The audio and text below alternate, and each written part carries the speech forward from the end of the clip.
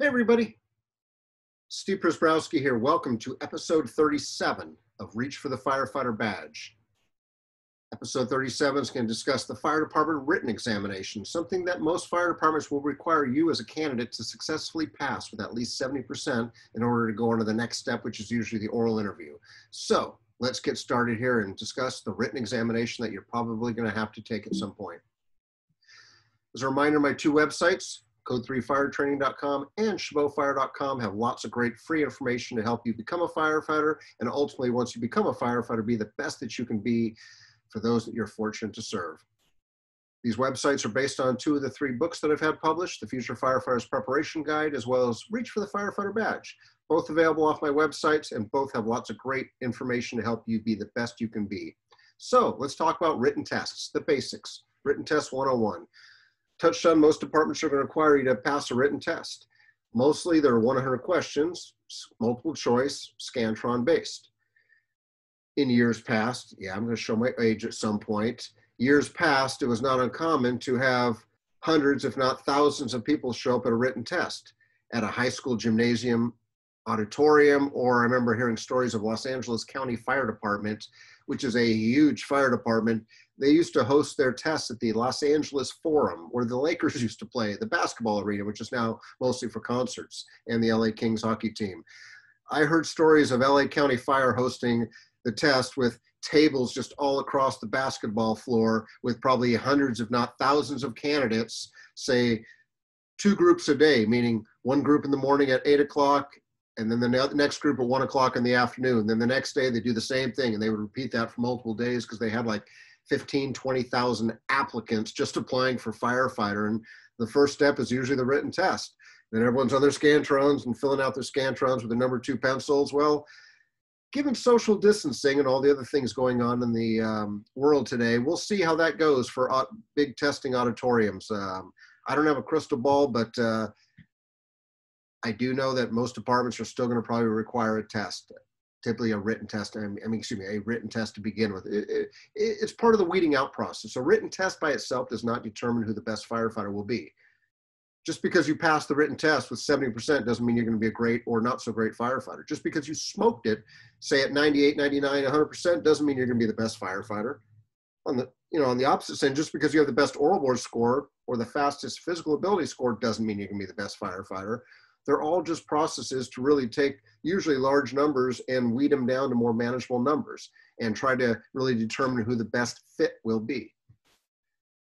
You may or may not have a study guide. Some departments provide a study guide online, some don't. And you may say, oh my God, they don't give me a study guide. What's it going to be on? Well, here's the simple answer. It usually is based on what the minimum requirements are for the position, meaning a lot of fire departments, especially big city fire departments, don't require any minimum requirements except for like 18 years old, high school diploma, or GED or equivalent. Most departments, a lot of times, won't require an EMT, a paramedic, or a whatever, firefighter academy. So if they don't require it, they can't test you on it. Meaning, if they don't require EMT or paramedic, they can't ask you EMS questions. And if they don't require a fire technology degree, like most departments don't, or fire technology classes, or even an academy in your resume, they can't ask you questions on that. So that's why most departments typically just use basic written tests that I'll talk about in a second. But on the opposite end, if a department does require you to have certain qualifications, and the most common ones are EMT, paramedic, or Firefighter 1 Academy, or maybe some fire science units, then it's fair game for them to ask you those questions. I have seen tests that required paramedic, and they give you written questions based on paramedicine. So anything's fair game if they require it, but if they don't require it, they can't ask you legally about that, because that would give some people an unfair advantage. So again, everyone has a level playing field. So I touched on it not usually being fire department specific, usually 70% to pass, usually pass or fail. Departments years ago used to sometimes say 70% to pass, but it's like 25% of your overall score or 50% of your overall score, with the other 50% or 75% being the oral interview. Well, most departments today, your oral interview is also 70% pass fail, but it's also usually 100% of your final ranking. Usually the oral board is 100% of your final ranking, because again, just because you smoked a written test doesn't mean you're going to be a great firefighter. But here's my suggestion: shoot for the high 90s. And the reason I say that is, I'm not saying just because you got 70 and maybe the next person got 98 doesn't mean that you're worse or better than the 70 is not worse or better than 98 or whatever else. Maybe their 98 is a better test taker.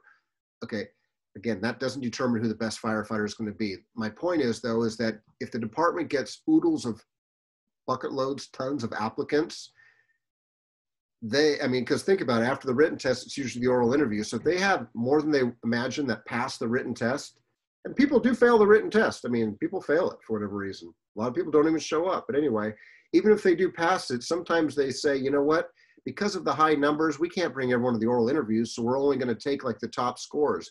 And the top scores may be only 95. I've seen 95 and above, and you're like, 95? Yeah, that many people get top scores.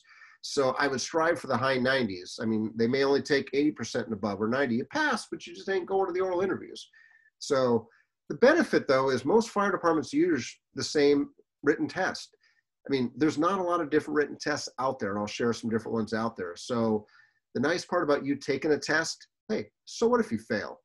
You can take it again the next time they offer it. But the nice part is you're now exposed to the test, and you may see that test. And that's why I encourage everyone, take as many tests for different departments as you qualify for, because then you start learning the different parts of the process, and you may see a lot of similarities because not much really changes. Usually a typical written test, which is probably the most standard, is sometimes 25 math questions, 25 English related questions that maybe talk about spelling and grammar. And you go, wait a second, think back. If they require you to have a high school diploma, GED or equivalent, this is stuff you should have learned in high school. So hopefully you're not one of those that will, my teachers sucked, I went to a crappy school system. Well, you know what? Yeah, that's part of the issue. But again, we are, each of us, myself included, responsible for our own, I guess, destiny, for lack of a better term. So if we know there's an obvious weakness because of something, then we better make up that gap. It's up to us to do something about those weaknesses. You may get asked questions about teamwork because the fire department is a team-operated, team-oriented type of career. You may get some reading comprehension questions. Maybe read this paragraph and then answer the questions. You will probably get mechanical ability questions. This is what fails or really hurts a lot of candidates. Years ago, we used to hire a lot of folks from the trades. It was not uncommon for people that were working in construction trades, electricians, plumbers, auto repair people, whatever else, to go work for the fire department. Now, the trades are not that common. The trades are struggling to get people across the country. I mean, because the trades, physical, hard labor, blue collar work, you're with your hands, is not popular with a lot of folks today. I mean, the high tech industry around here in the Silicon Valley, they're struggling to get people to pound nails, to do construction. My neighbor works in construction. He goes, we're hurting. Nobody wants to do this job. They all want to work for Google or Apple or whatever else because it's, cool and maybe, I guess, I don't know, cool, bitchin', pays well, whatever. But anyway, mechanical ability is still a required part of our job because we are still a blue collar job with physical labor. So our fire engines, fire trucks, rescue vehicles carry hand tools, power tools. We need to know how to use those things. Yes, we'll teach you how to use these things, but it sure helps you to have a great knowledge of mechanical ability because, again, a lot of departments are going to ask those questions. And, pictures of pulleys and gears, which way does this go and that go? If I move it this way, this crank, you got to have a good understanding of that stuff. Or name the tools. A lot of times it's like, what type of screwdriver is this? What type of hammer is this? And before you say, no one ever told me, no. No one has to tell you this stuff. Shame on whoever you grew up around, but you know what? You still have a responsibility. And the nice part is with the internet, there's a lot of great ways to learn more about mechanical ability. I mean, you want to fix your washer and dryer or fix your car or fix your bike tire, you could probably go to YouTube and find multiple videos of how to do it. So you want to learn more about the trades, figure it out. And I think there's a lot of great resources on the internet. HowStuffWorks.com is a great website as well, to HowStuffWorks.com. How does a washer and dryer work? How does a bicycle work? How does a car work? So a lot of good resources out there. It's up to you to take advantage of them. Sometimes the written test may have map reading, like which way is north, which way is south, or if you want to get from point A to point B, but there's one-way streets or whatever else, how do you get there in the most efficient route? And again, you may go, what does that have to do with firefighting? Guess what? Someone calls 911, we got to jump in the fire engine or the fire truck or the ambulance or whatever vehicle, and we got to get there. Well, don't we rely on our smartphones to get us there? In a perfect world, but not every department uses smartphones or iPads or computers to route us there. And guess what happens? These will fail at some point. They will.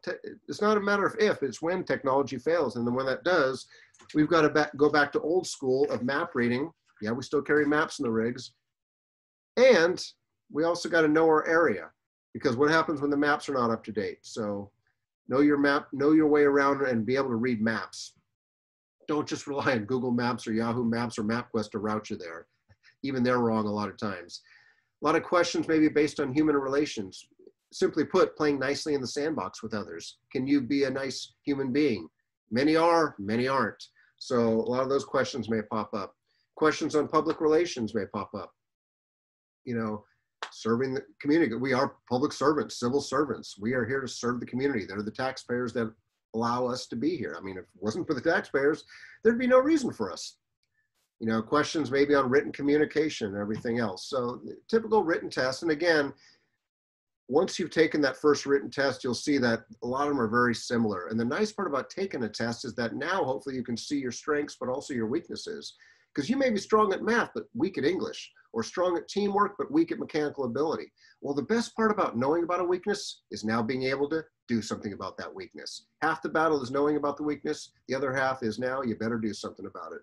So the nice part is there's resources out there. There's a lot of study guides out there. I mean, Amazon has obviously a lot of stuff. eBay, you can get a lot of stuff. Just type in firefighter written exam or whatever, math books or English books or whatever else. Firefighter's bookstore, firebooks.com, is probably the biggest and best fire bookstore out there. They've got a lot of resources, but again, there's a lot of resources. Just use the internet and find out different sources, but there are resources out there once you find out. But again, you got to know your weaknesses before you can do something about them. I touched on the test, maybe a Scantron or a computer. Some departments today are using more video-based type of written tests. You may be doing it online, especially now with the pandemic. You may be doing the test online in a distant, socially distant auditorium now, or classroom, or whatever else. That's why I said earlier, take as many tests as you can, because number one, you can only get better, I would hope, and you get to see what's out there. Plus you get to network with others, and that's how you get hired. You don't get hired unless you start taking tests. And if you're not passing the process components, you're never going to get the job. So you got to learn your strengths and weaknesses. Some other resources. I encourage you to go to National Testing Network or NTN's website. They are a nationwide company that tests, that fire departments contract with to test, and also law enforcement agencies. I looked on their website the other day and I think they had like 500 different fire departments. They're not all actively looking for firefighters, but a lot of them are. So the benefit of NTN is you can take one test. It's an online video-based test that you usually take in a group. They have different locations around the country that you can take. Like my department used to use NTN. And when we told NTN, hey, let everyone on your list know that we're testing from June 1st to whatever, August 1st. So we're opening up for this time frame. Let everyone know. So once you take that first written test with them, you can save that test and use it for other agencies, multiple agencies, which is nice because one application, and then you can apply for different departments. It's a good savings of your time. Well, when we open up that test, say in the past for like 2 months, NTN would also have local locations around the state, so people that lived in the area could go take the written test maybe at nights, maybe during the day, maybe during the weekends, but check them out. You've got nothing to lose. Yeah, they're going to charge you up front to take a test online, but you know what? For a department in a city that's going through a budget crisis, which I don't know of any city, county, state, federal government, anywhere in the country in the year 2020 that's not hurting financially. We're all hurting. It's just a very tough time right now for so many reasons. But anyway, you may have to pay 30, 40, 50 bucks to apply for a fire department. I know there's people that say, well, that's BS. It should be free. That's my tax dollars. Not if you don't live in that town. If you live in Los Angeles, it's not your tax dollars for Oakland Fire.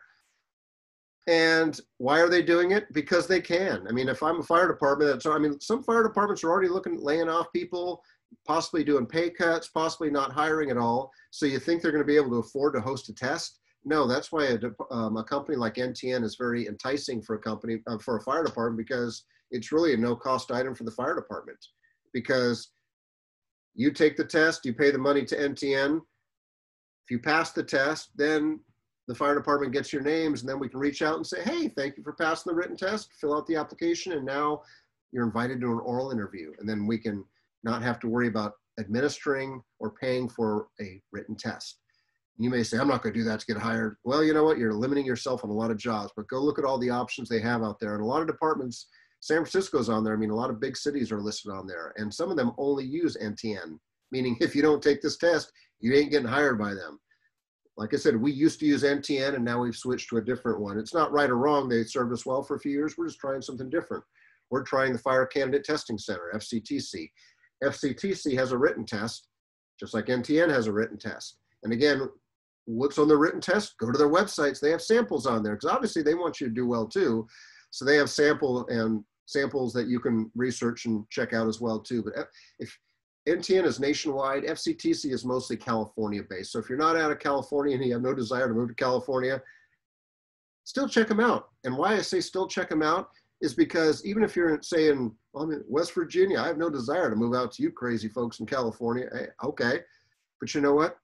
Even if you never take the FCTC written test and never want to work in California, the benefit of visiting their website is they have probably a lot of great firefighter preparation tips that you can learn from. So you got to learn as much as you can from as much as you can. So take the time. What's the worst that could happen? You don't have to apply, but you can probably get some valuable testing tips. So as I like to share with people, don't break your arm patting yourself in the back just because you passed the written test. I love it when my students at college go, yeah, I passed the written test. I go, what was your score? 98, 97, 96, 100? Oh, I got 71, Chief. Oh, okay. Let me know when you got the 90s. What? Come on, sorry, no trophies. You know, it's only the first step. So if you're not getting, think about this. Unless you're getting scores in the 90s, you need to improve. And you may say, well, Steve, the written test doesn't mean I'm a great firefighter. Correct. But think about this. If you're struggling to pass a written test, that's basic high school GED, equivalency types of stuff, math, English, you know, that type of stuff that we previously talked about. What's going to happen now when we hire you, we put you in the academy, and in the academy, you've got to pass, you may have daily tests, weekly tests, quarterly tests, final exams, midterms, where you've got to get 80% or better to stay employed. Meaning if you get 78 or 79, it's not passing, you get fired from the academy. Good luck. Good luck ever trying to get another job at that department again. So my point is, if you're struggling with 70s on the basic stuff, how is it going to be when you start getting to maybe the EMT, the paramedic, or even the firefighter stuff, especially if you've never done it? Now, that's why I encourage people that college is not required to be a firefighter, but the benefit of going through a college fire academy and the fire class is that you've already seen the stuff. So when the department hires you, it's hopefully just a good refresher. So with that, as always, thank you very much for the gift of your time. My contact info, my social media footprint. Please don't hesitate to reach out if it could be of assistance. So until the next episode, take care, be safe, and have a great day, everybody.